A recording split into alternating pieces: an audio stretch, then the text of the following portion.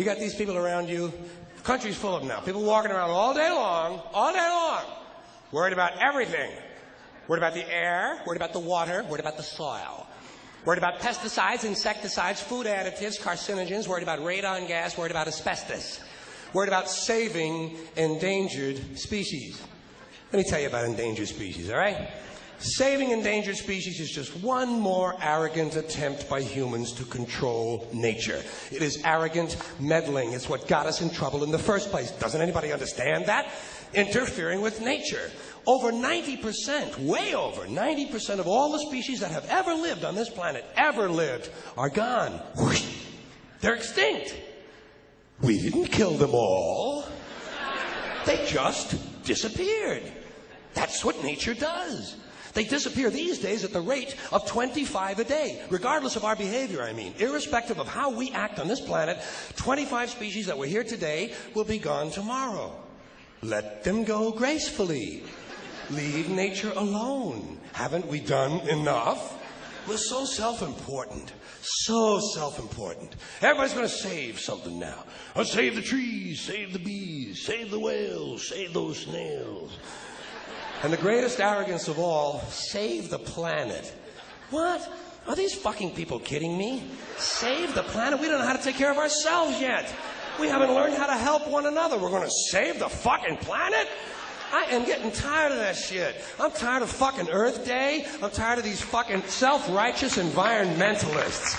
I'm tired of these white, liberal, bourgeois, liberal, white people who think the only thing wrong with this planet is there aren't enough bicycle paths. Trying to make the world safe and clean for their Volvos. And I'm really sick of these rock stars and movie stars going to work off their cocaine guilt by saving a forest somewhere. Besides, there's nothing, first of all, the environmentalists don't give a shit about the planet. They don't care about the planet. Not in the abstract, they don't. You know what they're interested in? A clean place to live.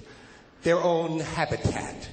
They're worried that someday in the future they might be personally inconvenienced. Narrow, unenlightened self-interest doesn't impress me. Besides, there's nothing wrong with the planet. The planet is fine. The people are fucked. The people are fucked. Compared to the people, the planet is doing great. The planet has been here for 4.5 billion years, all right? 4.5 billion. We've been here, what, 100,000? Maybe. 200,000? Maybe. And we've only been engaged in heavy industry for a little over 200 years. 200 years versus 4.5 billion. And we have the conceit to think that somehow we're a threat? That somehow we're going to put in jeopardy this beautiful little blue-green ball that's just floating around the sun? Planet has been through a lot worse than us for a long time. Been through earthquakes, volcanoes, plate tectonics, continental drift, solar flares, sunspots, magnetic storms, the magnetic reversal of the poles, bombardments for hundreds of thousands of years by comets and asteroids and meteors, sandstorms, erosion of all kinds, cosmic radiation, worldwide fires, worldwide floods, recurring ice ages, and we think some aluminum cans and some plastic bags are going to make a difference? Planet isn't going anywhere. We are. We're going away. We're going away. Pack your shit, folks. We're going away. And we won't leave much of a trace either. Thank God for that. Maybe a little styrofoam. Maybe a little styrofoam. Planet will be here and we'll be long gone. Just another failed mutation. Just another closed-end biological mistake. An evolutionary cul-de-sac. Planet will shake us off like a bad case of fleas. A surface nuisance. You want to know how the planet's doing? Ask those people in Pompeii who are frozen into position from volcanic ash. How the planet's doing.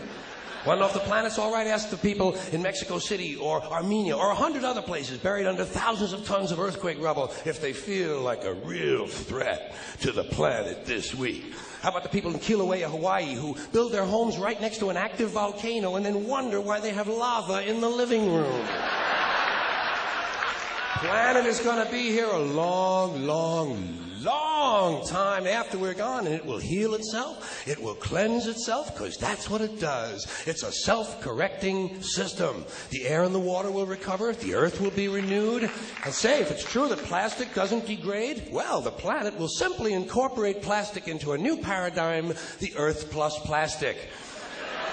The planet doesn't share our prejudice towards plastic. Plastic came out of the Earth. The Earth probably sees plastic as just another one of its children.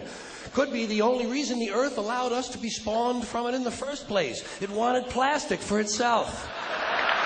Didn't know how to make it. Needed us.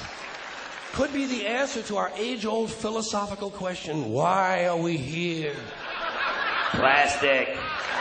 Assholes. So, the plastic is here. Our job is done. We can be phased out now. And I think that's really started already, don't you? I mean, to be fair, the planet probably sees us as a mild threat, something to be dealt with. And I'm sure the planet will defend itself in the manner of a large organism, like a beehive or an ant colony can muster a defense. I'm sure the planet will think of something. What would you do if you were the planet trying to defend against this pesky, troublesome species? Let's see. What might... Viruses. Viruses might be good. They seem vulnerable to viruses. And viruses are tricky, always mutating and forming new strains whenever a vaccine is developed. Perhaps this first virus could be one that compromises the immune system of these creatures. Perhaps a human immunodeficiency virus, making them vulnerable to all sorts of other diseases and infections that might come along. And maybe it could be spread sexually, making them a little reluctant to engage in the act of reproduction. Well, that's a poetic note. And it's a start. And I can dream, can't I? I don't worry about the little things. Bees, trees, whales, snails. I think we're part of a greater wisdom than we will ever understand. A higher order. Call it what you want. You know what I call it? The big electron. The big electron. Whoa. Whoa. Whoa. It doesn't punish. It doesn't reward. It doesn't even judge. It just is. And so are we, for a little while. Thanks for being here with me for a little while tonight. Thank you. Thank you.